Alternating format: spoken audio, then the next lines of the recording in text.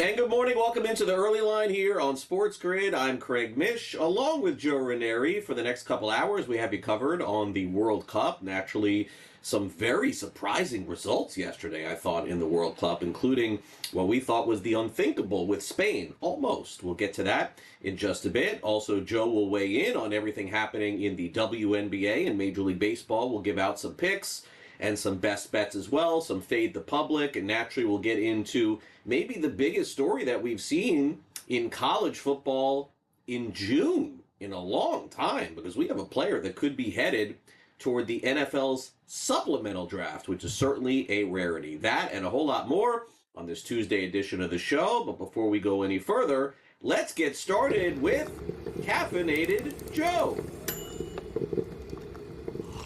All right, Craig. Well, let's talk about the news that broke last night involving Texas Tech's football quarterback, their professional handicapping quarterback, in fact, Brendan Sorsby, who turns out that, well, after all the moral outrage and the finger pointing and the sky is falling screaming over the last week, well, we officially learned that Brendan Sorsby will not be playing a single down for the Red Raiders this fall, because while it appears that Sorsby decided the NFL is probably the best place for him at this point.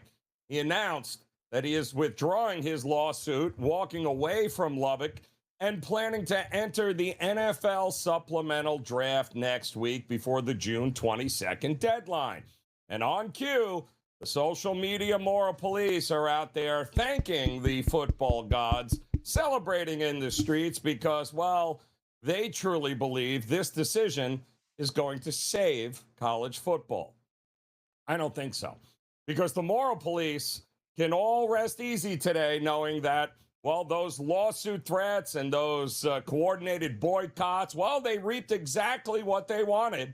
They literally browbeat a 22-year-old pawn of the system into giving up $5 million that he was contracted for in NIL money to save the sport. Go figure. Sorsby does walk away, though, with a few bucks in his pocket from Tech that they already paid him, but he secures a ticket to the league, probably out of sheer legal exhaustion. But here's the reality of what just happened.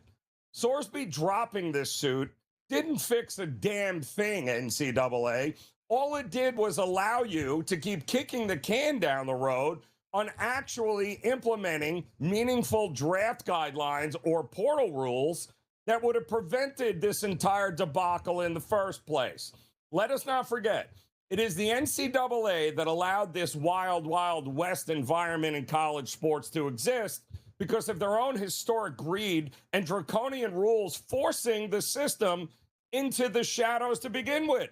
They spent decades making multi-millions of dollars off the backs of football and basketball players. And now they want to play the heroes because the kid's lawyers finally backed down under conference pressure. So congratulations. College football is officially saved, I guess. Or at least, Craig, until the next 26-year-old father of two decides that he is done playing basketball overseas and signs a multi-million-dollar NIL deal with LSU. At the very least, what this does, and Joe's take is well said, at the very least, what this does is it puts the end of the idea that you can play college football after making a bet. I mean, that is definitely going to be the case, whether it's $1 or $1,000, but we are far from done, I think, with this and other stories, which includes yesterday, as Joe is alluding to. In case you missed it, it appeared yesterday that we had come to a head on this whole story. Now, Brendan Sorsby, for those of you who are unfamiliar, and you may be, I think Joe just eloquently pointed it out, but he played at Texas Tech. He ended up allegedly betting on sports, a couple of props, wasn't a lot of money, but that's not the point. The point is it's illegal. So the Big 12 filed a 47-page federal complaint Monday to go against a ruling that was done in court in Texas that did allow Sorsby to play college football this season. Once this came out yesterday, as Joe said, the red tape just appeared to be too much for Sorsby and his legal team, and inevitably they decided, as they say, Joe, the juice probably not worth the squeeze. So Sorsby now will enter into the NFL's supplemental draft. There have been other players, Joe, taken in the supplemental draft, but maybe not to this degree. We've seen Terrell Pryor be selected. I think that was one of the most recent ones in the 3rd round. And so the way that this works, for those of you who are unfamiliar, is teams put in bids as to what they believe the player is worth in terms of draft pick compensation. And whoever submits the highest bid, that's the pick that you lose in the next NFL draft. Hopefully that's a good summary for those of you. Now, Joe, I would ask you this before we move on. Do you think that anybody puts a 1st round tag on Brendan Sorsby? Because here is the dynamic as to what we have learned in college football.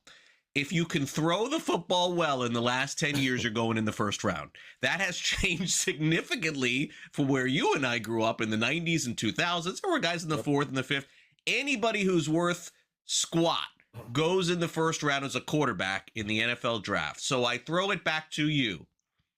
This is going to be bettable, funnily enough, on FanDuel, DraftKings, and the prediction markets. Do you think he's a 1st round supplemental pick for any team next month?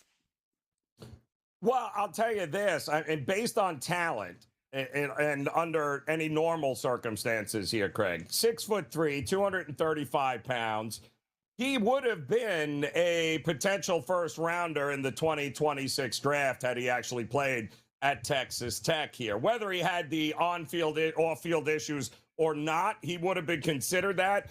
I would most say his game resembles Jackson Dart and what you saw from him at Ole Miss. Very similar, but you know, he played back-to-back years at Cincinnati. He never really went up or was tested against the type of competition that he would have seen this year at Texas Tech.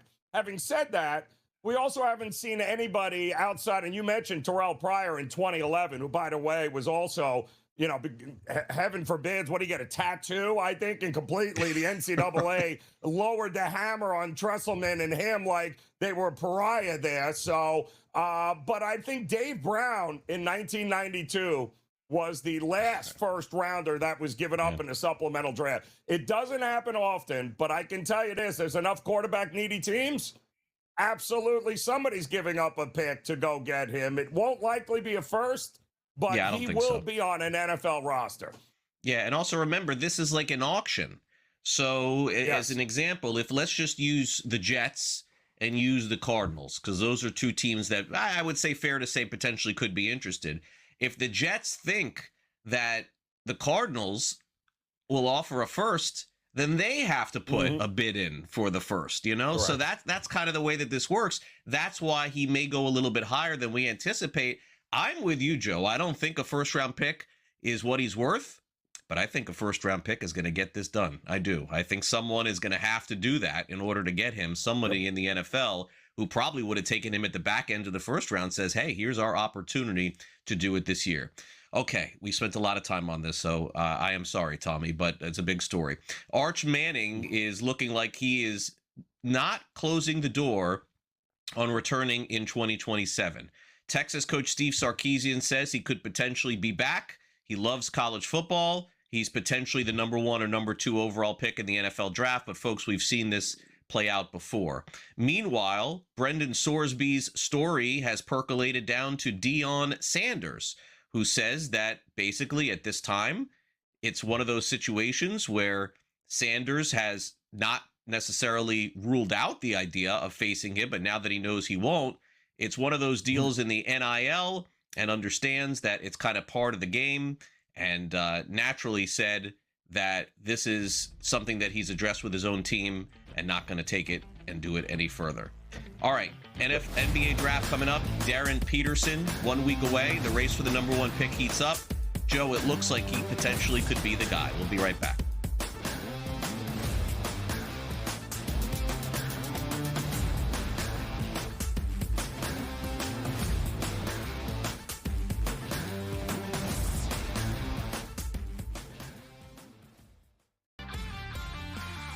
I don't always do a great job of delivering it in the right way. I will admit that. But I think overall, when you're honest with people, they know they can trust you. That, you know, I think the last thing you want to be is somebody who BS's people. And then they don't know if what you're saying is true, if you're manipulating them. Outspoken with Dan Cilio, only on SportsGrid. Terrible start last year, injured all the way through, didn't have a chance to win that Major League Baseball season. This year, first team to 20 wins, first team to 30 wins, first team to 40 wins. It's all in the Atlanta Braves. Good baseball club lurking around here. They still have some guys, some starting pitchers on the shelf there that could help them down the road, but the Braves are sitting pretty right now. The Early Line, only on SportsGrid. This is all about headlines, Donnie. If we hear, if that noise gets louder as we get closer, then 45 cents is going to be 65 cents, and that's the repricing we're talking about. I don't need Utah to get them. I need people to think Utah is going to go up and get them, Donnie, and that's how you make money. Prediction Markets Edge, only on SportsGrid.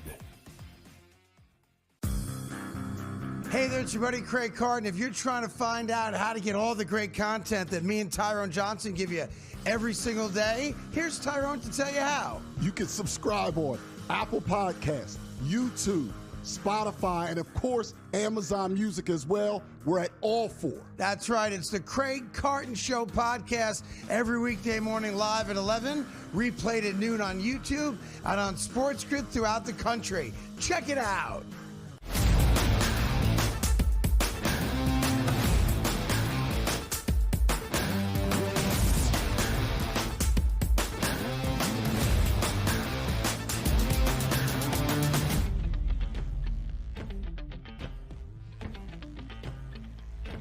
Welcome back to the early line here on SportsGrid. It's time now for a look at the upcoming games today and some spread lines. And we begin, Joe, with the World Cup today. Match at 3 p.m. Eastern.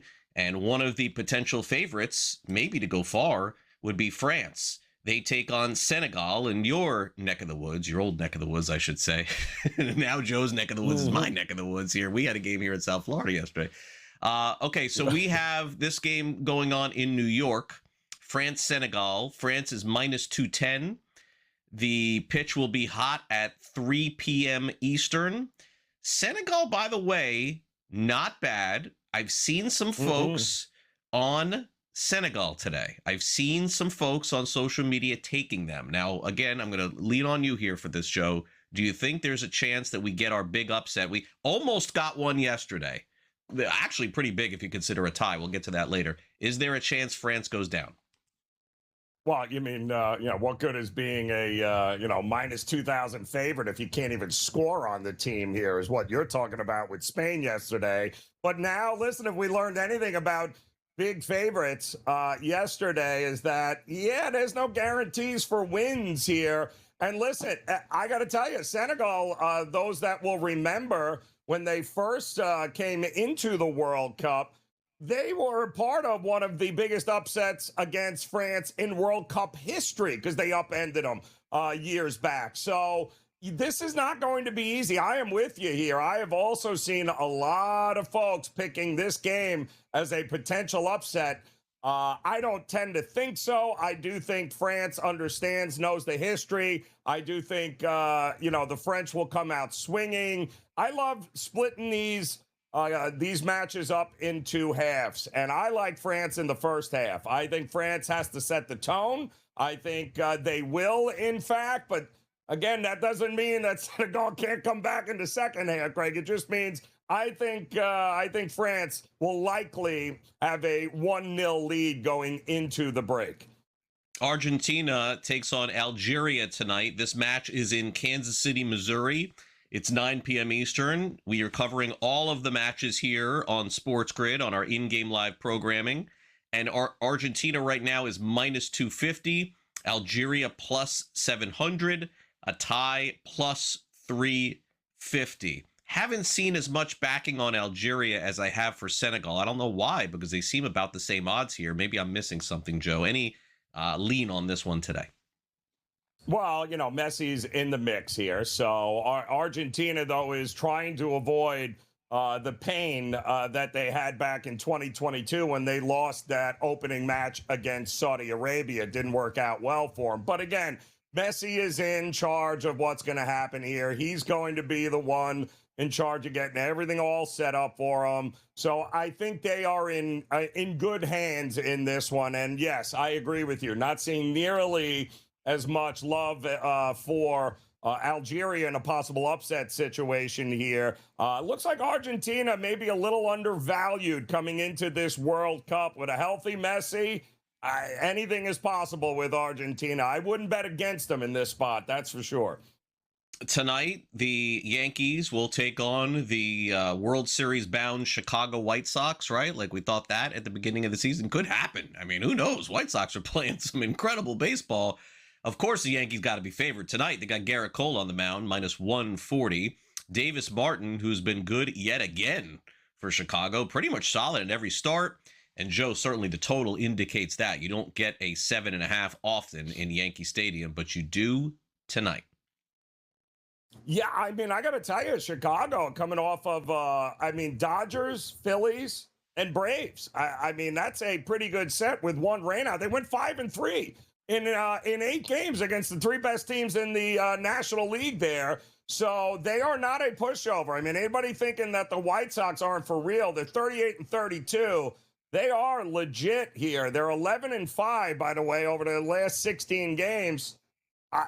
This is going to be a tough one. Davis Martin, you had said it, has been the surprise of the year. The kid has been absolutely lights out on the mound for him. Had a rough outing last time, 2 outings ago. Bounced back last outing. And, yeah, Yankees are going to have their hands full in this one. I kind of like the under. I specifically like the first 5 under here, Craig. I think we're going to have a bit of a good old-fashioned pitchers battle here tonight early on in this one. All right, tonight also the Indiana Fever back on the court, so that means it's a Caitlin Clark game. The star of the Fever, they're minus 8.5 tonight, 7 p.m. Eastern in the WNBA. They are taking on the Tempo tonight, and Caitlin Clark has some props out there. I see 20.5 on her total points here. The total in the game is 178.5. Again, Joe, Fever minus 8.5 tonight at home. Well, it was funny, Greg. It opened up 178.5, which you would expect because the Tempo, believe it or not, play with tempo. Yes, they love running up and down the court. And you've got, of course, the Indiana Fever, who's never met a 3 they didn't like to take. So I get it. But 178.5, I'm seeing 177s now, maybe even 176.5. So there is a little bit of under money coming here, but I wouldn't bet against Caitlin Clark and Aaliyah Boston at home in this spot here. It is a nice number at 6.5, but I would only lay it if I was playing in this game. I'll back the Fever at home to keep it rolling. Should be a good game tonight. We also have Giants-Braves back in some baseball action here. The Braves are minus 162 on the money line. Giants are plus 136. So let's wrap with this, Joe. Adrian Hauser for the Giants was one of their one-year deals in the offseason. It has not worked out. He is pitching rough. Total 8.5 tonight in Atlanta. No Acuna for the Braves. Yeah, and the Braves have been going through it, right? Once the White Sox kind of smacked them a little bit. They lost Acuna, and now all of a sudden, they are slumping here a bit. But they do, I believe, get Drake Baldwin back in this game for them. That'll help the offense. And then you mentioned it. Hauser, yeah, I'm going to take a team total over with Atlanta. I think the bats come alive here tonight for Atlanta, and they get it done, even with Holmes on the mound. Coming up next, more World Cup preview and side stories here on the early line on SportsGrid, and we're off and running here on this Tuesday. We'll be back with more The Early Line next.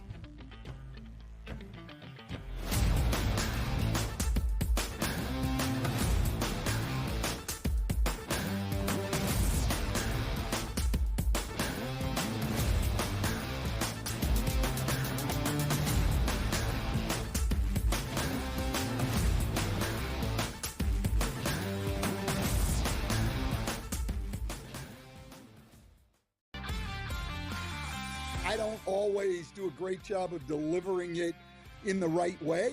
I will admit that. But I think overall, when you're honest with people, they know they can trust you. That, I think the last thing you want to be is somebody who BS's people, and then they don't know if what you're saying is true, if you're manipulating them. Outspoken with Dan Sileo, only on SportsGrid.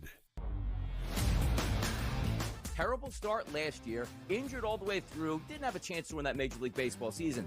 This year, first team to 20 wins, first team to 30 wins, first team to 40 wins. It's all been the Atlanta Braves. The baseball club lurking around here. They still have some guys, some starting pitchers on the shelf there that could help them down the road, but the Braves are sitting pretty right now. The Early Line, only on SportsGrid. This is all about headlines, Donnie. If we hear, if that noise gets louder as we get closer, then 45 cents is going to be 65 cents, and that's the repricing we're talking about. I don't need Utah to get him. I need people to think Utah is going to go up and get him, Donnie, and that's how you make money. Prediction Markets Edge, only on SportsGrid. Hey there, it's your buddy Craig Carton. If you're trying to find out how to get all the great content that me and Tyrone Johnson give you every single day, here's Tyrone to tell you how. You can subscribe on Apple Podcasts, YouTube, Spotify, and of course, Amazon Music as well. We're at all four. That's right. It's the Craig Carton Show podcast every weekday morning live at 11, replayed at noon on YouTube and on SportsGrid throughout the country. Check it out.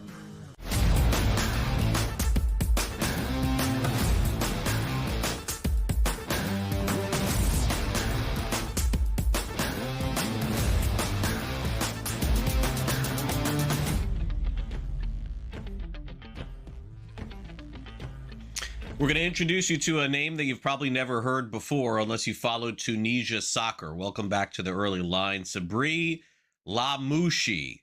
He has been fired.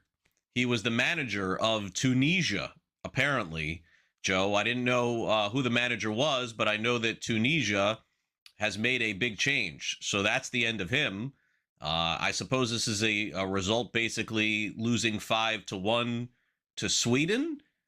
This is about as bad as it would get, right? For a manager in the World Cup, like your whole dream is to get there, you lose and get fired. Is there anything worse than this?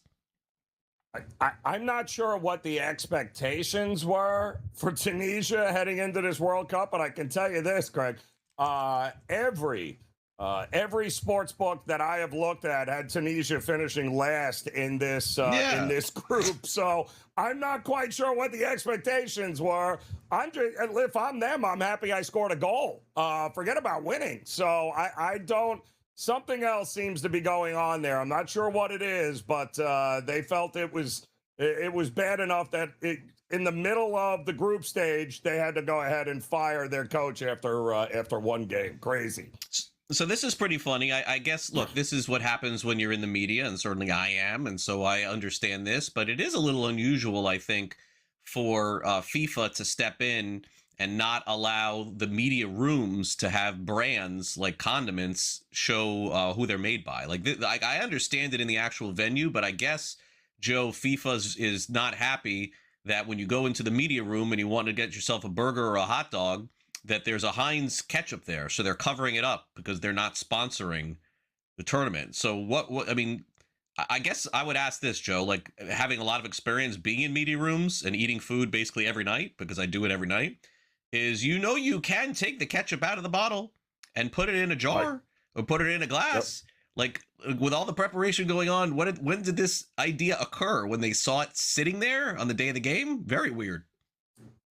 Yeah, this is, and I think same situation sometimes for some venues and things like that, where they've, if you don't know by now, this is the biggest money grab organization. This and the Olympic Committee, I don't know how they get away with it, Craig. I really don't. Multi-millions and millions of dollars, squeezing out every dollar against the consumer. And then, of course, you're not allowed to have a ketchup packet. Why? Because Heinz is like, we're not sponsoring FIFA. We're not paying your prices there. So, oops, could they not find a condiment company? I don't even know who else there is, actually, that you would even get. But it just seems like it's every time we turn around with FIFA, it's something about money, including hydration breaks. Right. But it's just so simple, Joe. You and I have been to events all the time where if you want to put ketchup or mustard or something on, there's a bowl, and then there's a lot of ketchup, and there's a spoon, and you just take the spoon and you put it out. Like, they didn't think about this going into. Very, very strange here that like this was their answer. Let's tape it up, as opposed to just getting a bowl and a spoon. Anyway, so yesterday here on the show, Joe and I were in complete agreement that, hey, it could be a fun match, but there's no way that Spain is not going to win or even tie against Cape Verde. And that's what ended up happening yesterday. I mean, this is, a great story, I guess. It's sort of strange. Soccer is strange because you can feel good about not scoring. Like, it's just so weird that a 0-0 game will make them feel good. Maybe this is like a wake-up call for Spain, but I'm going to guess that this is the biggest. It's not even an upset. I don't even know what you would even call it in the World Cup, because I think they were like plus 400 to tie or plus 500 to tie, something like that. But that hit yesterday. That was a huge outcome for the sports books, Craig, because, I think you mentioned it even here on the show. Like, listen, you're not laying this price on the money line, but there were a lot of people who used them in parlays and everything else yesterday. And guess what? Didn't happen. Yeah, that three-way, not a lot of people believe a tie was even capable in this game, much less a shutout by a 40-year-old goalkeeper for Cape Verde. Unbelievable, but that's why parlays are dangerous there, Craig. That's exactly why. Meanwhile, Belgium and Egypt played to a 1-1 draw Monday in Seattle. Neither team were able to claim the upper hand. Yeah, I mean, this is not the only tie yesterday. There was actually 3, Saudi Arabia and Uruguay here in South Florida. I was driving yesterday around, Joe, actually made my way a little bit down near the stadium in Aventura and saw all the Uruguay fans, lined up for Ubers and things like that. So they end up tying as well. And then Iran and New Zealand also tied at 2 yesterday. Iran came back behind, and they ended up tying that up in Group G. So ties across the board yesterday. We'll be right back.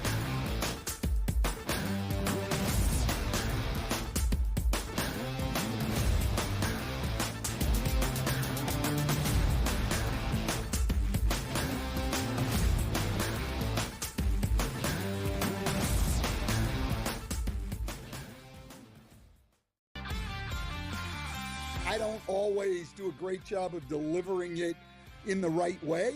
I will admit that. But I think overall, when you're honest with people, they know they can trust you. That, I think the last thing you want to be is somebody who BS's people, and then they don't know if what you're saying is true, if you're manipulating them. Outspoken with Dan Cilio, only on SportsGrid.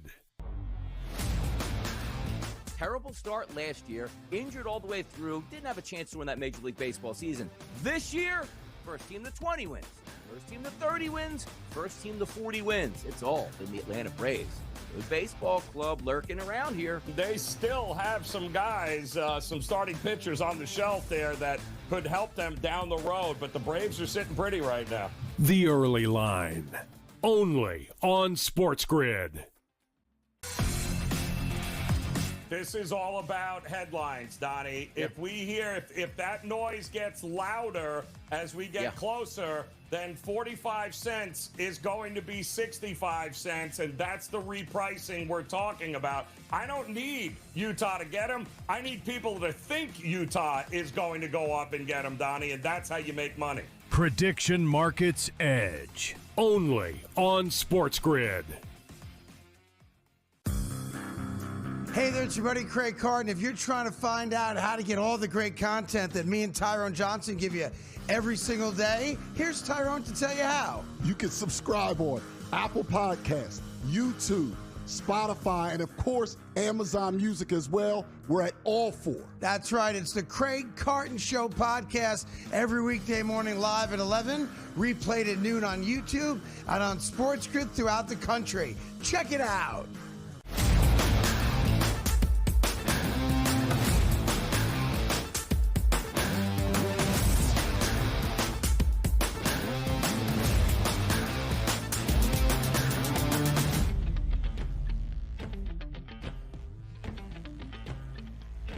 Welcome back to the early line here on Sports Grid. Brendan Sorsby is headed to the NFL's supplemental draft after deciding yesterday he was not going to attempt to return back to college football. And this, of course, supersedes any decision that was made by the court, which said that he could play. It's been a very complicated situation. If you're unfamiliar with Sorsby, played at Texas Tech, ended up making some bets on sports and was ruled ineligible, then ruled eligible by a court, but the NCAA seemingly not having it. Well, one team that could potentially be in the mix for Sorsby services is the Cleveland Browns. Todd Monken spoke with the media a couple of weeks ago and weighed in on the quarterback.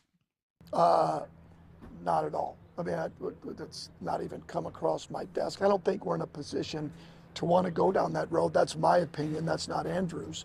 And that I like the quarterbacks that we have. I think that's a slippery slope when you go down that, irrespective of talent, right? In terms of the situation he's put himself in. Like we all know what that is. He put himself in that situation. And we've seen in other sports with players that have been banned for life from playing in professional sports. I think that's a slippery slope to go down that road. Again, that's a question for Andrew and for management. But from my end of it, kind of a tough angle to go down that road and think that that's going to be your franchise quarterback.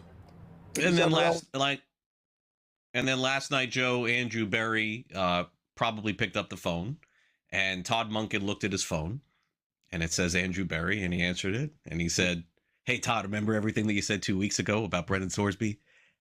Yeah, we're just going to throw that out because we're going to put a bid on this quarterback." So, Joe, for those who missed the story, it looks like he's headed to the NFL supplemental draft. Remember, that audio and video was from a couple of weeks ago, but it is kind of funny to see because I do think, respectfully to Todd Monken, he probably at the time thought, hey, I'm saying all the right things. This guy's not going to be eligible.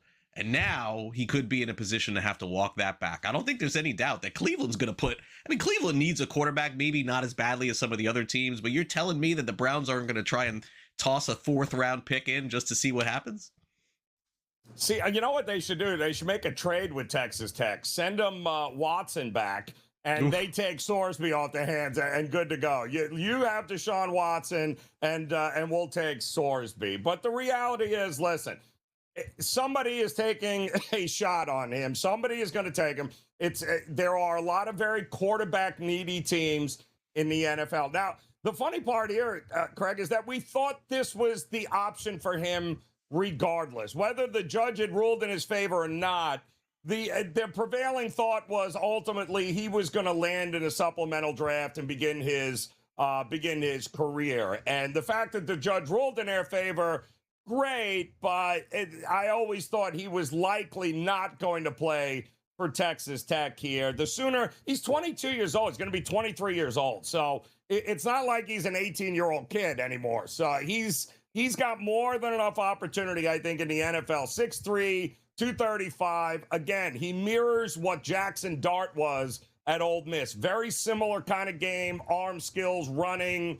He was the most sought-after transfer in all of college football this year, so that tells you everything you need to know. He would have been a first-round pick without a doubt had none of this transpired, and he played this year at Tech.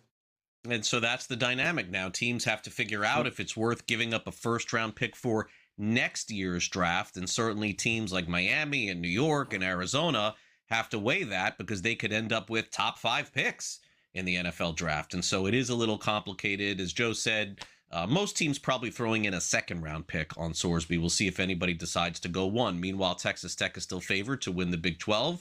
They are plus 100. BYU is 6-1. Utah 850. K-State at plus 1300. Houston at plus 1800. And then TCU at 20-1.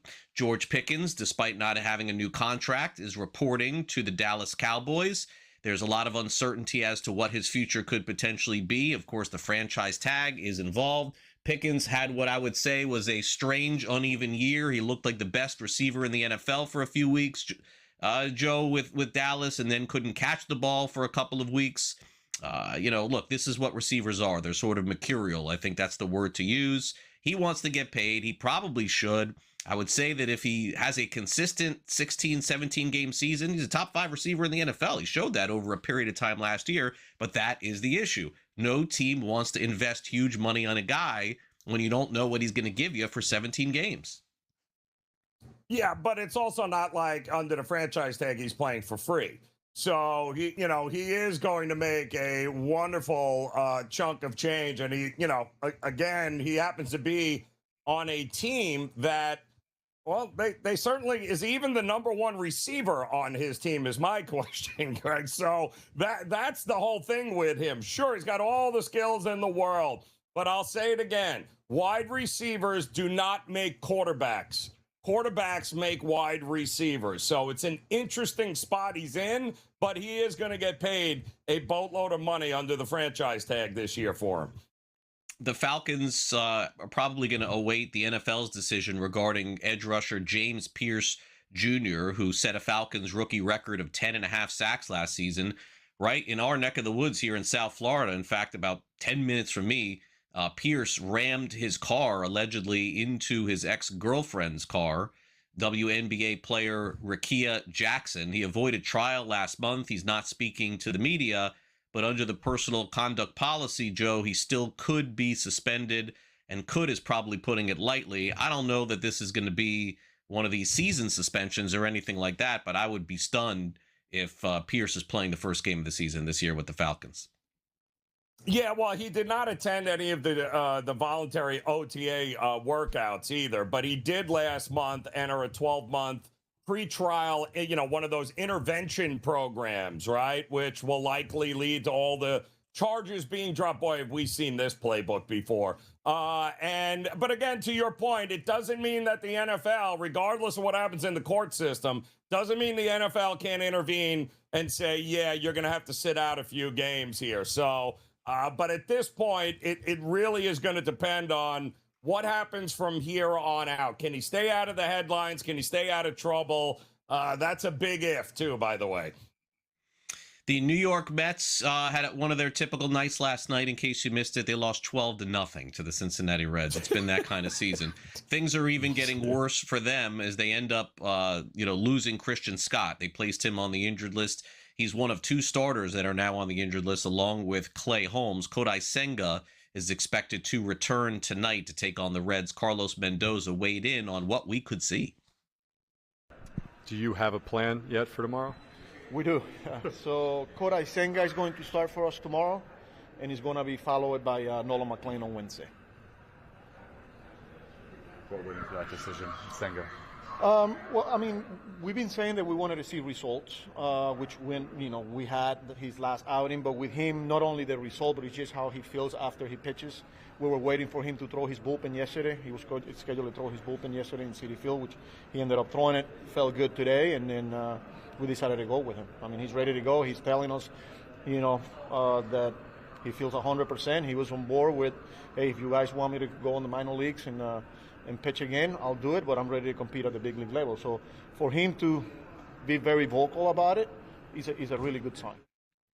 Senga, as a rookie, Joe, looked like he was going to be around the league for a decade, and that turned out to be one more season because he ended up back in the minor leagues, and he has not pitched well. The Reds are minus 158 tonight on the money line, and this is one of those, two-hand and pray things, I think, for the Mets, because they would just love to get Senga healthy, try to trade him. Even I don't think they probably can because of the money, but that's all they're hoping for at this point.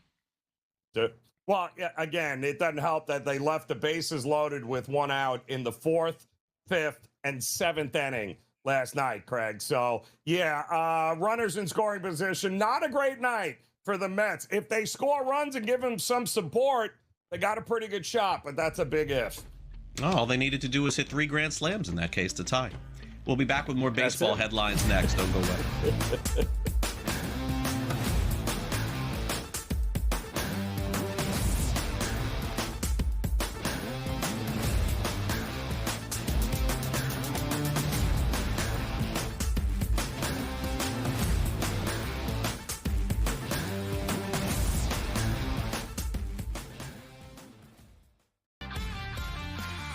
I don't always do a great job of delivering it in the right way.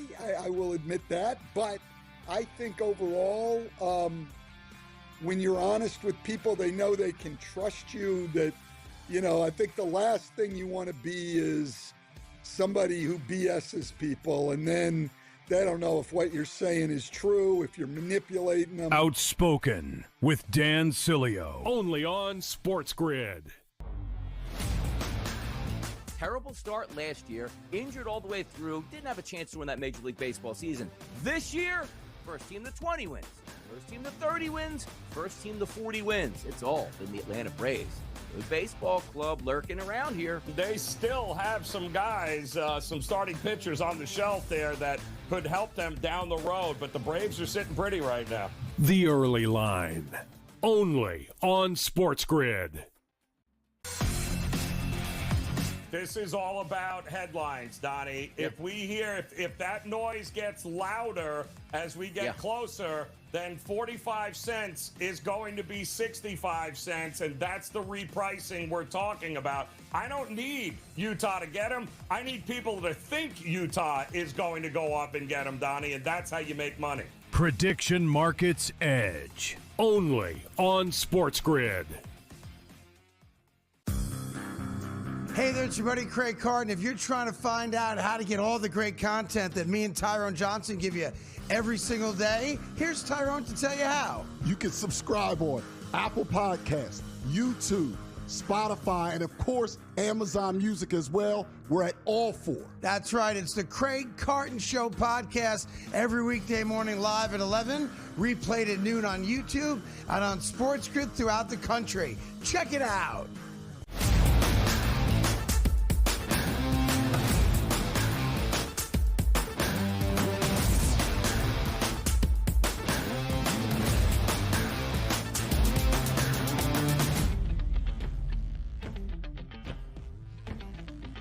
Welcome back to the early line. Real quick note here. We were speaking about the New York Mets. Christian Scott, one of their starting pitchers, placed on the IL yesterday. And then the corresponding move will just be to activate Kodai Senga. So Scott and Holmes both on the IL for the Mets. Mets are probably, I would guess, in trade mode here coming up in the next month or so. But we'll see. I mean, you never know. I mean, Cleveland did win 10 games in a row last year to put themselves in the playoffs. So can't rule anything out. Okay, we got injury news, Joe, on Spencer Strider. No surgery, so that's good news for him. He already had Tommy John surgery on his UCL and missed a full year, but he was pulled from Friday's start. His velo dropped to 88 miles an hour. So they said that he's got elbow inflammation, 4 weeks, and then a follow-up. Then he can start throwing. Braves probably just saying to themselves, hey, if Spencer Strider can come back and throw some innings in the postseason, we'll take it. But obviously his future, certainly very cloudy as far as what you can project from him. The Braves go into every season, if he's not the ace, thinking he's the number 2 or maybe even the number 3. I don't think you can do that anymore. No, I doesn't sound good, doesn't look good. I mean, what else is there? I mean, a guy had UCL surgery, had Tommy John already. I mean, how many more times are we going to go through this? Now, we've seen guys, power pitchers have to learn maybe how to go around it a little bit differently, but it doesn't look good for Strider. I wish him the best, but I don't know where he goes from here. Yeah, Schwellenbach's with Shawver. The Braves have had pitching injuries and seemingly battling through it, but Strider, this is a lot of them too. Okay, so the Cincinnati Reds look like they'll get Ellie De La Cruz back pretty soon here. He's been on the injured list for a few weeks. He was hitting .280 with 12 home runs. Of course, he's one of the most dynamic players in baseball, participating in Home Run Derby and all those fun things with the Reds. So maybe they'll get him back over the next week or two. He'll have to go on a rehab assignment to make sure that he can run. So don't think that that is coming this week. A very big suspension, Joe, in baseball. The reason why I mention this is because Padres reliever Ron Marinaccio has been suspended 3 games, and Craig Stammen, the manager of the Padres, 1 game after baseball ruled that he threw at Gunnar Henderson in the 9th inning. It looked like they threw at him in the 6th inning too, by the way. It looked like they were just going after him in that game. But Joe, you don't generally see relief pitchers given more than 1 game suspensions. Usually it's 1, like with a max of 2. It's like the equivalent of giving a starter a 5 game and then you just pitch on the 6th. But Marinaccio can't pitch for 3 straight days. So this is obviously intentional. Yeah, and I think they made it pretty obvious, too, that it was intentional there. And this was all because of the Xander Bogaerts getting crushed earlier in the series there. So a little bit of retaliation going on. But hey, listen, this is as old as the game, right? This kind of policing yourself thing, and they'll serve the suspensions. I doubt either regrets doing any of it, because that's just how it works in baseball. The unwritten rules, Greg, right? They're alive and well in Major League Baseball. The St. Louis Cardinals this offseason traded a lot of players and traded a lot of all-stars. That included Brendan Donovan and maybe future Hall of Famer Nolan Arenado. And their attack this offseason, Joe, was just basically to hold court until about July and then trade everybody else because they're going nowhere. And that didn't work out.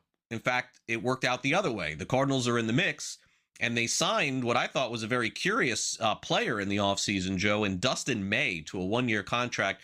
A kid in L.A. who showed all the promise in the world in the postseason, but just couldn't stay healthy. They signed him to a short one-year deal.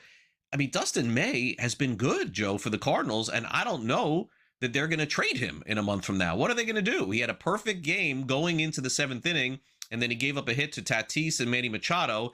He ended up throwing, are you kidding me, a complete game, one-hit shutout. Dustin May, Joe, was that guy for L.A. that couldn't go 5 innings. They would start him, he'd go 2 or 3, and he would come out of the game. He's still only 28 years old, but this kind of speaks to this strange Cardinals season where everything that can go right has gone right for them, including Dustin May. He struck out the side in the 6th and the 8th inning there, Craig. I mean, the ball is moving, shall we say. He's not overpowering guys, but the location and the ball movement on his off-speed has been tremendous, and he kept them, Craig, I'm talking on edge. And let's face it, the Padres lineup has been struggling a little bit, but my goodness, to allow him to go 9, that was impressive, man. That might be one of the best outings we've seen from him in a very, very long time. Maybe ever, I would say. And he was, great when he would come in the game. He's got that red hair flowing, Joe. He's striking out the side, remember, for innings at a time. But, certainly I didn't see this coming, for Dustin May.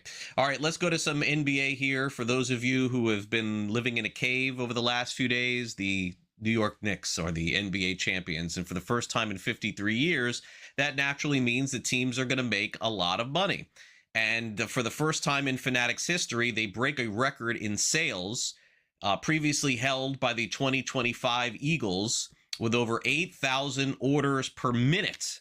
Knicks gear has already more than doubled the 2020 Lakers Finals merch sales in unique items, including a $10,000 Swarovski crystal leather jacket and a Seinfeld-inspired George Costanza tee. So naturally, the Knicks winning means everybody in New York is a fan. I'm sure, Joe, that you have seen the video of Jennifer Lopez sitting in her bedroom going, "Oh, look at the ground!" Like I've never seen some of these celebrities ever root for this team before, and now everyone's coming out of the woodwork. You're going to see this Knicks stuff all over the place.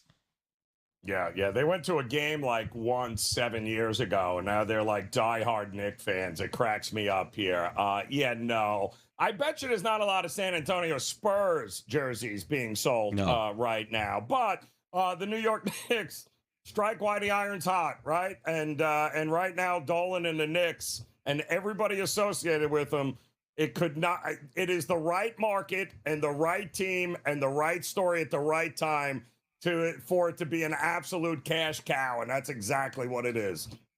Billy Donovan bails from the NBA, and the Chicago Bulls have made their choice. Thiago Splitter is going to be their next head coach, Joe. Certainly the Bulls have to get better players. I don't know that the coach is really the issue here.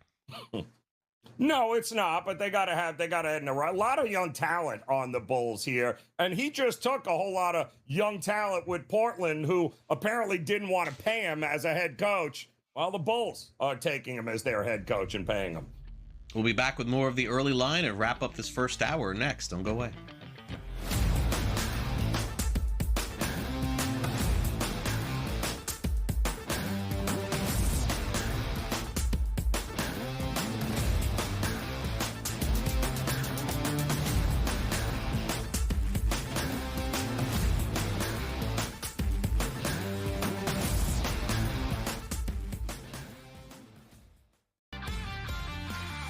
I don't always do a great job of delivering it in the right way. I will admit that. But I think overall, when you're honest with people, they know they can trust you. That, I think the last thing you want to be is somebody who BS's people, and then they don't know if what you're saying is true, if you're manipulating them. Outspoken with Dan Sileo, only on SportsGrid. Terrible start last year, injured all the way through, didn't have a chance to win that Major League Baseball season. This year, first team to 20 wins, first team to 30 wins, first team to 40 wins. It's all in the Atlanta Braves.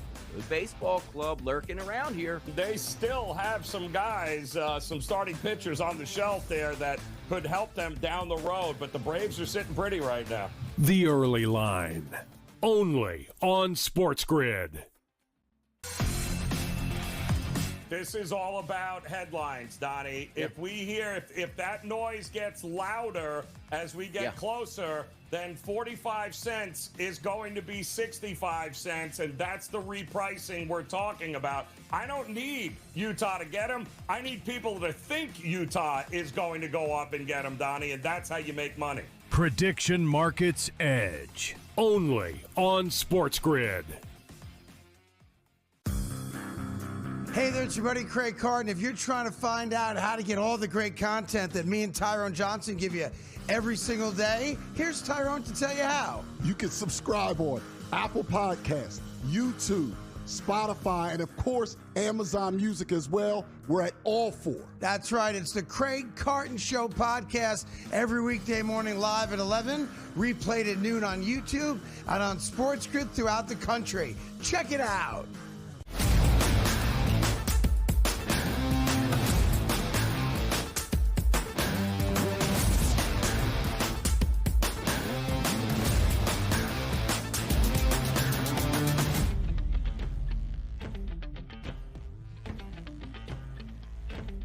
Welcome back to the early line here on SportsGrid. With this new world of the NIL, Tom Izzo certainly has seen enough, and you have to wonder if March season will be Izzo season in the future. It feels like his career could be coming to an end, not because he doesn't love coaching, but just because of all the things that he has to deal with, including some leadership decisions at Michigan State.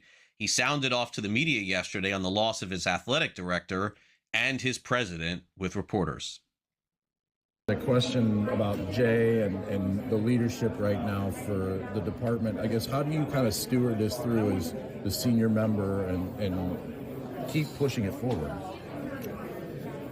Well, I'll be very honest with you, which I've always been. I can't stand what's going on, and I'm not going to over-talk about it now, but I am in the very near future. I've had it. This is self-inflicted. We just lost the best president that may have ever been here, maybe one of the best. And there's other dominoes that get affected when things go wrong like that. And I'm very upset about it, and I'm sick of it. And I'll go into why when I decide to say something in the near future. How's that? I'm not going to do it right now, but I think 600,000 living alums better start rallying together. If there's ever a time that we need to rally together, it's now. And that's all 600,000. It ain't Tom Izzo. I'm not an alum. I'm like a Greg Williams or like maybe you're a football coach. I'm a very invested,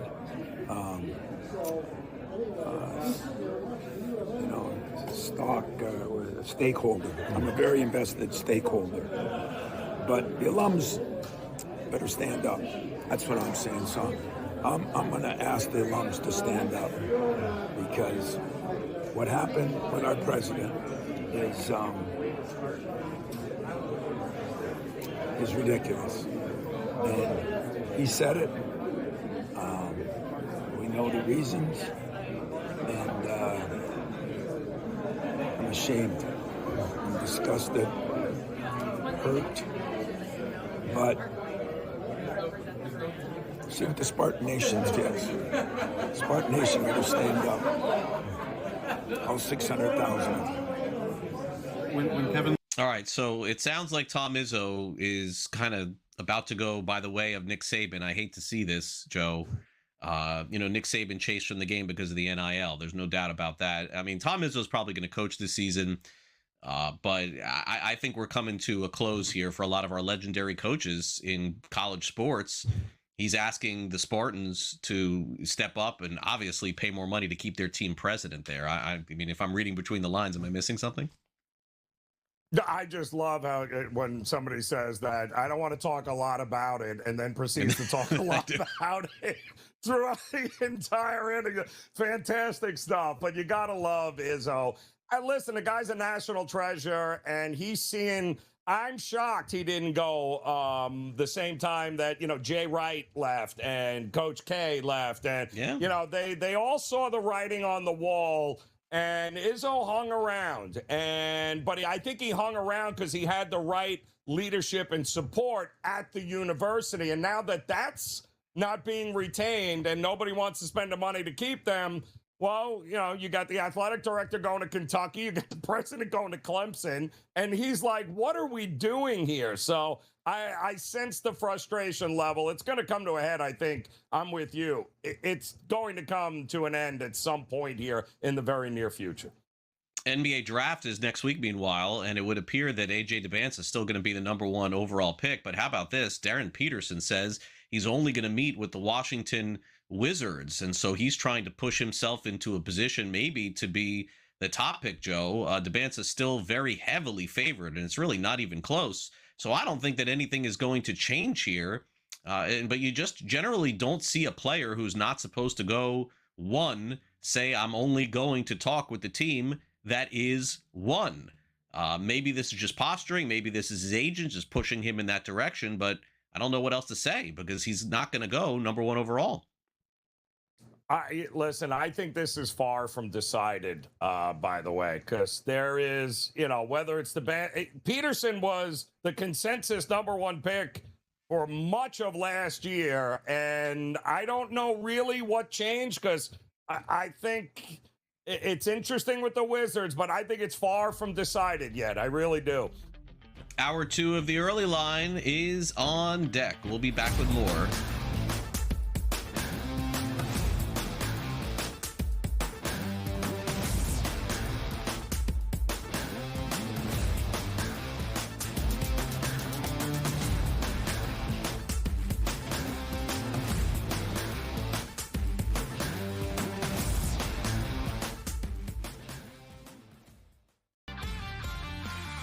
I don't always do a great job of delivering it in the right way. I will admit that. But I think overall, when you're honest with people, they know they can trust you. That, I think the last thing you want to be is somebody who BS's people. And then they don't know if what you're saying is true, if you're manipulating them. Outspoken with Dan Cilio. Only on SportsGrid. Terrible start last year, injured all the way through, didn't have a chance to win that Major League Baseball season. This year, first team to 20 wins, first team to 30 wins, first team to 40 wins. It's all been the Atlanta Braves. Good baseball club lurking around here. They still have some guys, some starting pitchers on the shelf there that could help them down the road, but the Braves are sitting pretty right now. The early line, only on SportsGrid.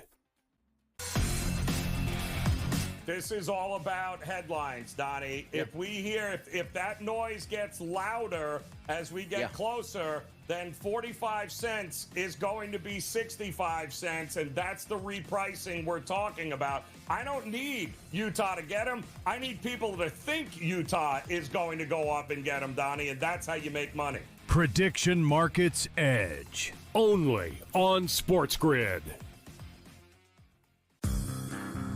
Hey there, it's your buddy Craig Carton. If you're trying to find out how to get all the great content that me and Tyrone Johnson give you every single day, here's Tyrone to tell you how. You can subscribe on Apple Podcasts, YouTube, Spotify, and of course, Amazon Music as well. We're at all 4. That's right. It's the Craig Carton Show podcast every weekday morning live at 11, replayed at noon on YouTube and on SportsGrid throughout the country. Check it out.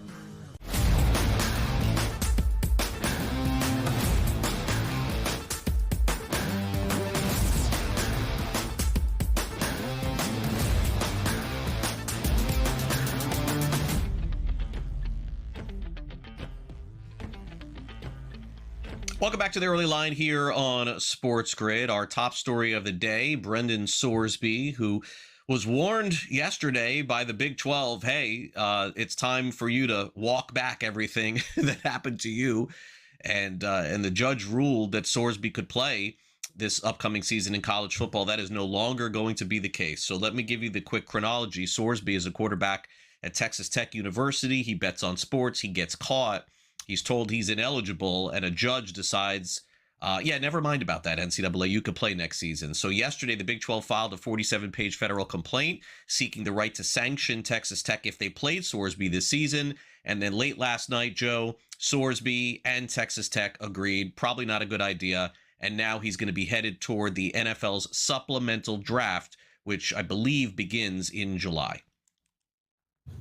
Yeah, I mean, the arc of all of this has been just craziness. And it all leads back to the same thing, that the NCAA for years made multi-millions of dollars off the backs of these players. And all the players were asking for when all of this started, Greg, was just, don't throw me out of college and tell me I can't play because somebody bought me a sandwich at a local deli. And it turned in and morphed into this now, which is the wild, wild west with no control over anything.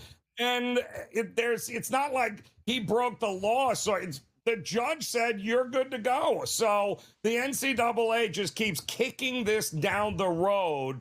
And now we're at a point where we're all celebrating. Great. He won't play for Texas Tech. How does that help the situation at all right now? The answer is it doesn't. It just feels like it's going to be more of the same. If it's not Sorsby, it's going to be somebody else at some point.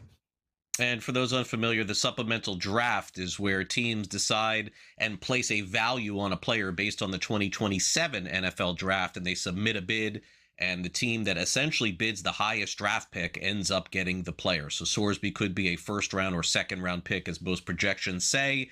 Again, we'll wait to see how this pans out. Arch Manning could return to the Longhorns in 2027. He's supposed to be a bona fide first-round pick in the 2027 NFL draft, but right now Steve Sarkisian isn't closing the door on that, saying that he could potentially return.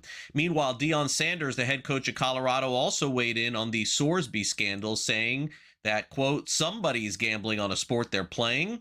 You don't think there's something wrong with that. Sanders, of course, has been very heavily involved in the NIL cap and certainly would appreciate Sorsby not playing against his team next season, Joe. I think that's where, the comment is mostly headed. If this was on Deion's side, he'd be like, what's the problem here? Yeah. Or if Sorsby's like, you know what, I want to transfer to Colorado. And then I bet you anything, the whole tone would have changed here. So, but listen, this will in a couple of weeks, right? The supplemental draft will eventually show up. He'll be wearing an NFL uniform somewhere, and this will all be water under the bridge. Darren Peterson has met with one team and wants to meet with one team for the upcoming NBA draft. He's visited only the Washington Wizards. They have the number 1 overall pick. As Joe alluded to, at any point during the season, it would have appeared that Peterson would have been the number 1 pick, but it looks like A.J. Debinsa from BYU, he led the nation in scoring with 25 points a game, could be the number 1 overall pick. And the problem is, Joe, as you know, the one location that players, and unfortunately, I don't know why, but they sometimes dread going, is Utah. And I think that's maybe the bigger story here. The Utah's got a tremendous history of winning. And, look, I guess the problem is we're always going back to Karl Malone and John Stockton. But it seems like they have a hard time landing free agents. Will they have a hard time landing a draft pick? I doubt. Listen, this whole year, Craig, was such an anomaly where you have this many players being eligible for the draft that are actually difference makers for organizations. Usually it's the top 2 picks if you're lucky, and that's, the rest is just you fill out a roster with. But this year you've got, half a dozen guys that are going to change the trajectory of franchises here. These are foundational franchise players. This draft is loaded. It won't be as loaded next year, I promise you that. But this year, I think those at the top of the draft are going to get themselves some quality long-term NBA players. The U.S. Open is this weekend at Shinnecock Hills, and certainly Scottie Scheffler is once again the favorite to take home the U.S. Open. But if you do not have your credit card or Apple Pay ready for this week, you're in some trouble here because these prices at the concessions, Joe, do not mimic the Masters. In fact, you're going to be paying $13 for a beer. You'll be paying $7 for a water. I got to tell you, Joe, this does not, I know it's a lot, but this does not seem egregious. I don't know why. Like, this seems like it's egregious, but it seems like this is in line with every sporting event. Well, again, in Long Island, no less, on the total end of the island, Shinnecock here. And yes, and you know what? The people attending this U.S. Open will be more than happy to pay for it. So while it's nice to have the, the $2 hot dog or the $1 hot dog they were selling at the Masters, this ain't Costco in Shinnecock. They don't care. They are going to make the money here. And don't forget, there's a big difference between the private Augusta Country Club, that organization, and the USGA, which runs the U.S. Open. Two totally different worlds here. And yeah, they can afford to charge $1 at the Masters. Team USA with a big win in their first match in the World Cup. Meanwhile, Christian Pulisic is training alone here at some point, hoping to get healthy. And I know, Joe, he'll be a big part if Team USA goes far in the World Cup. But I got to say, of all the matches we've seen thus far, maybe it is a little bit of a surprise that Team USA, one of the more impressive teams in the first week. I could not have started out any better, right? With a 4-1 win here, obviously, goal differential is one of the deciding factors when moving forward out of the group stage, and great job by them. So if they can keep that up, yes, I think they're very much alive and well of not only winning Group D, but who knows? Quarterfinals could very well be in their near future. And he should play Friday, he says, against Seattle, but we will see. Meanwhile, Pete Crow Armstrong is the first player in the majors this season to hit for the cycle against the Rockies. He had a homer, a triple, a double, and single in reverse order. And the 24-year-old is the youngest Cubs player to hit for the cycle since Randy Hundley in 1966. Here is PCA on his cycle after the game. Pete, what can you say about the fight in this team? It's pretty remarkable.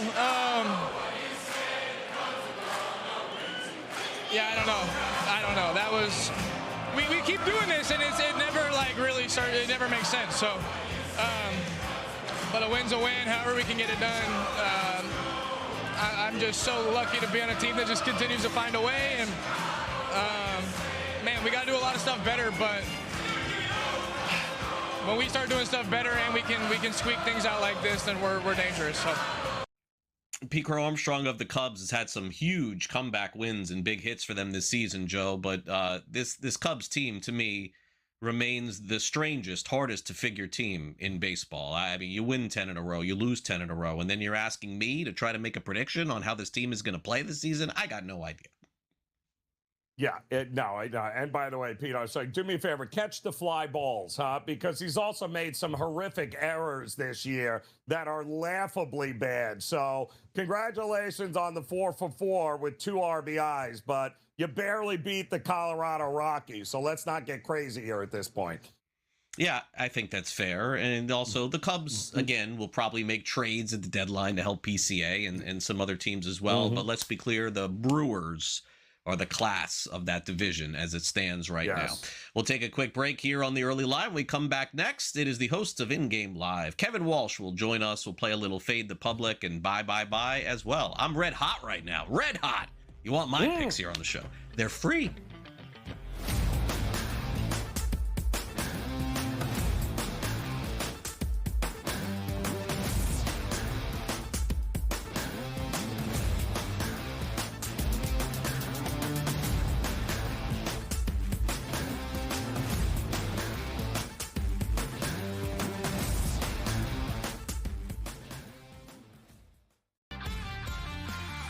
I don't always do a great job of delivering it in the right way.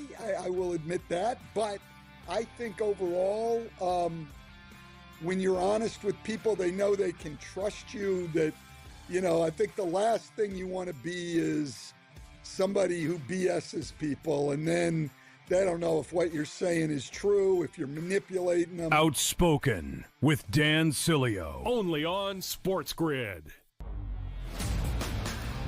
Terrible start last year, injured all the way through, didn't have a chance to win that Major League Baseball season. This year, first team to 20 wins, first team to 30 wins, first team to 40 wins. It's all in the Atlanta Braves. Good baseball club lurking around here. They still have some guys, some starting pitchers on the shelf there that could help them down the road, but the Braves are sitting pretty right now. The Early Line, only on SportsGrid. This is all about headlines, Donnie. If we hear, if that noise gets louder as we get closer, then 45 cents is going to be 65 cents, and that's the repricing we're talking about. I don't need Utah to get him. I need people to think Utah is going to go up and get him, Donnie, and that's how you make money. Prediction Markets Edge, only on SportsGrid. Hey there, it's your buddy Craig Carton. If you're trying to find out how to get all the great content that me and Tyrone Johnson give you every single day, here's Tyrone to tell you how. You can subscribe on Apple Podcasts, YouTube, Spotify, and of course, Amazon Music as well. We're at all four. That's right. It's the Craig Carton Show podcast every weekday morning live at 11, replayed at noon on YouTube and on SportsGrid throughout the country. Check it out.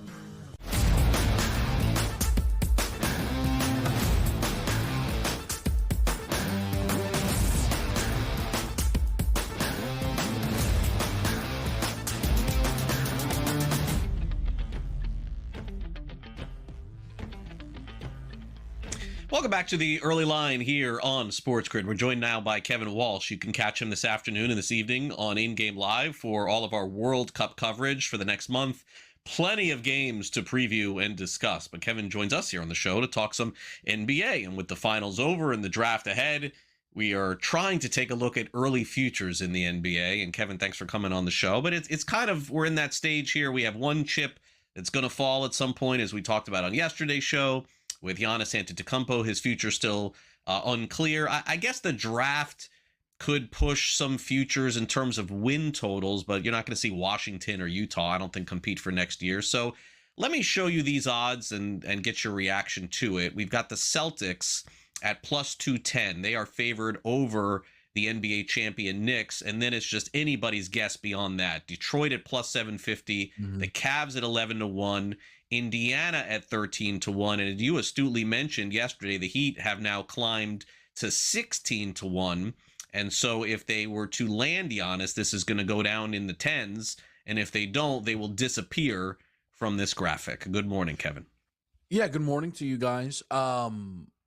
It's interesting, Miami, we're starting to hear are forming backup plans if they don't land Giannis. Trae Young's name mentioned. That is, even if you like Trae Young, which I do, there's a big gap between those two players. I don't know if that should be concerning that Miami is thinking backup plan, and maybe it means Boston's in the driver's seat. I'm not sure. It's possible. I think as far as the Eastern Conference odds, what stands out to me, silly enough, is actually Orlando and Atlanta. And it's because last year they were both kind of off-season darlings and had top 5 odds. And they've obviously now moved way back. And I just wonder what percentage of that is Boston and Indiana are expected to be healthy coming into a season, and how much of that is just them having these disappointing seasons. I just think one other quick piece with the East, because we've talked about Giannis to Miami and how that'll move the market. If they are not right now pricing Giannis into the Boston number, are we talking about an even money favorite to win a conference before July? Like, is that where we're headed if Giannis does end up as a Celtic? Just something certainly to keep an eye on. I think the dynamic is fantastic there, Kev, because you're obviously going to have to give up Jaylen Brown has got to be part of any move to the Celtics. And likely he's not going to stay in Milwaukee, which means he's probably going to be moved someplace else. So there's a whole lot of actually big names being mentioned that could be wearing different uniforms if this gets pulled off here. We know what Miami can offer, but the Celtics aspect of it, man, that changes the whole dynamic of the Celtics, does it not? It does. I mean, there are people who think maybe Miami will just end up with Jaylen Brown. Like maybe they have a good enough trade offer to land Jaylen Brown, but not a good enough one to land Giannis. The one thing I would say is Jaylen Brown might be fine in Milwaukee. He's like, wait, do I get to? It's my own team. I don't have to pretend I'm happy. It's a little AJ Brown, right? The Jaylen Brown stuff's a little AJ Brown. It's like, I just really want the ball. And I'm sure we'll win if I have the ball. So, and this is the thing with why, this NBA stuff gets fun. Let's say Miami wins the Giannis sweepstakes. That's where Giannis wants to be. Those teams have talked forever. It doesn't mean Boston's like, all right, cool, Jaylen, see you in August. It's like, did you burn that bridge? And is it possible that Jaylen Brown says, guys, I'm tired of this. You've tried to trade me almost every single year of my career. And that's not an exaggeration, by the way. I think the only times they haven't tried to trade Jaylen Brown was the one season they weren't allowed to because you couldn't trade him after the extension, and then after he won Finals MVP. His name's been in trade conversation so then that's how the Celtics operate. But eventually you get tired of that. So I think that's another really interesting domino of if Miami lands Giannis, could Jaylen Brown still be dealt? Yeah, the only thing you lost me at here is Jaylen Brown getting traded from Boston to Miami. Kevin, is that it doesn't seem like that is feasible. Like in the same conference, two teams battling it out. Does that happen often? It will only happen if Boston is getting Giannis in a three-way deal. The idea right now is a lot of people just don't understand how Miami are leading this Giannis sweepstakes because the offer's not that good. But maybe what Miami is bringing to the table is good enough to land Jaylen Brown, and perhaps, Jaylen Brown plus the other assets that Boston are giving up gets them Giannis kind of situation here. So, and I wouldn't say that's the favorite, by the way. I don't think Boston would be over the moon about trading Jaylen Brown to Miami. I don't think Miami would be over the moon about going from the Giannis sweepstakes leaders to the third team facilitating Giannis to Boston. Yeah. I mean, Kevin, they've been third place for everybody. Miami has in the last 5 years. Every big free agent they haven't landed, every big trade they've missed on.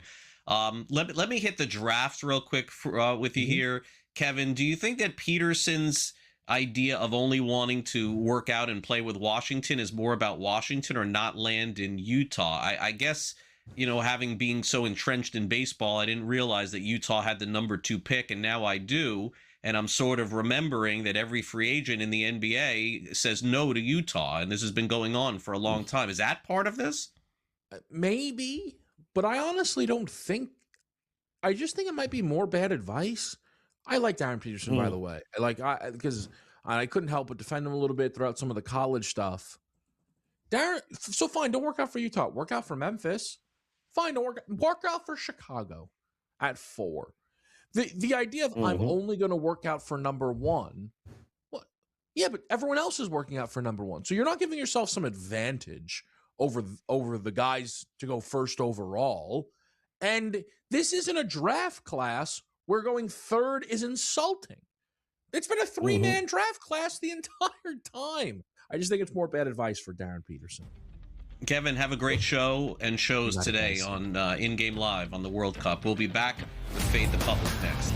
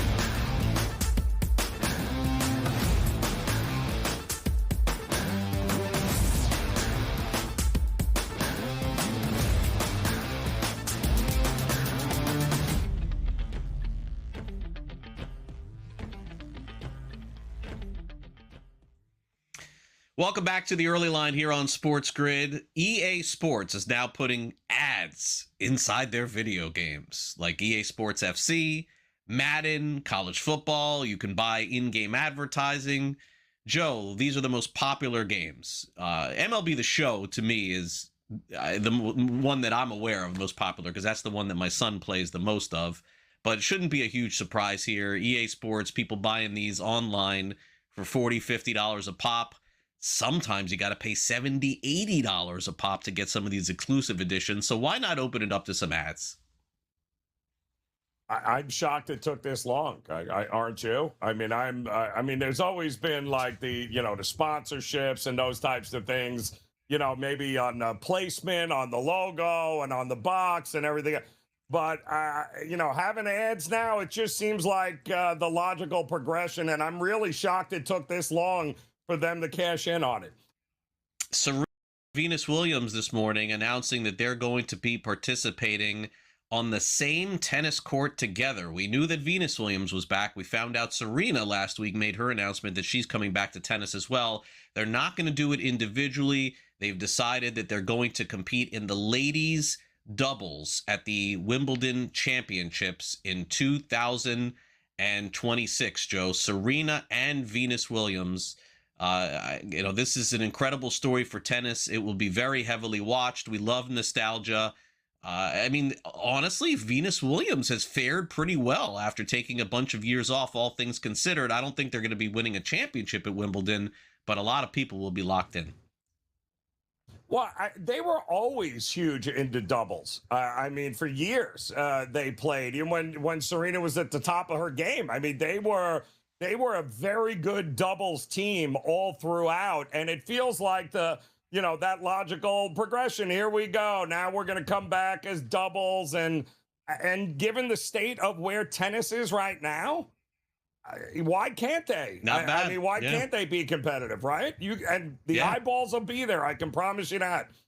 Yeah, no doubt about that. Wimbledon coming up later this summer. All right, it's time now for us to open up the polls and fade the public.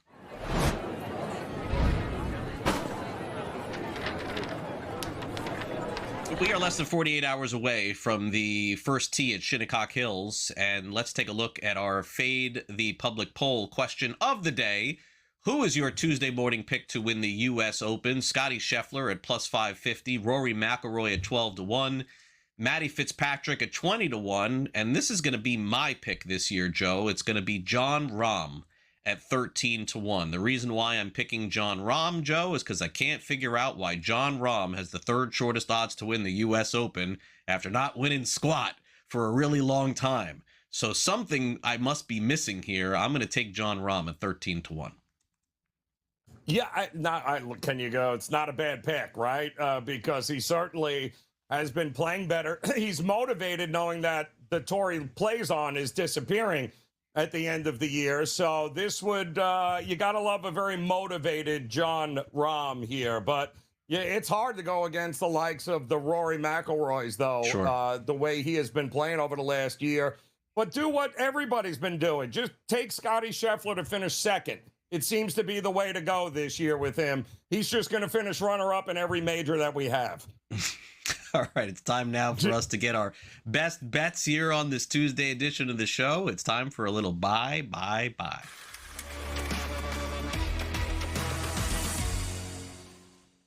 All right, let's go to Joe Ranieri for his baseball pick of the day because, folks, we got some World Cup and, of course, we got some WNBA, but Joe is focused on a baseball game tonight. Joe, who do you like? Yeah, and listen, you don't often get Cole at this price point, but I do think that, listen, Davis Martin has been good, but Davis Martin's underlying metrics tell me there is some regression coming here at Yankee Stadium. I think the Yankees will open up with a win against the White Sox here today, and anytime I can get Cole under $1.60, I will take him at Yankee Stadium, no problem. All right, so tonight I am going to take a shot here at, don't know what that was, Cody Bellinger of the New York Yankees, 2+ total bases at plus 125. That will be my pick tonight. I am red hot. All the research I've been putting in at 4 o'clock in the morning is working out. Either that or I'm dreaming and picking these games. I don't know how it's working, but it is. We'll be back with Prediction Market Edge coming up next. Make sure you stay with us here on Sports Grid as we have more to come right after this.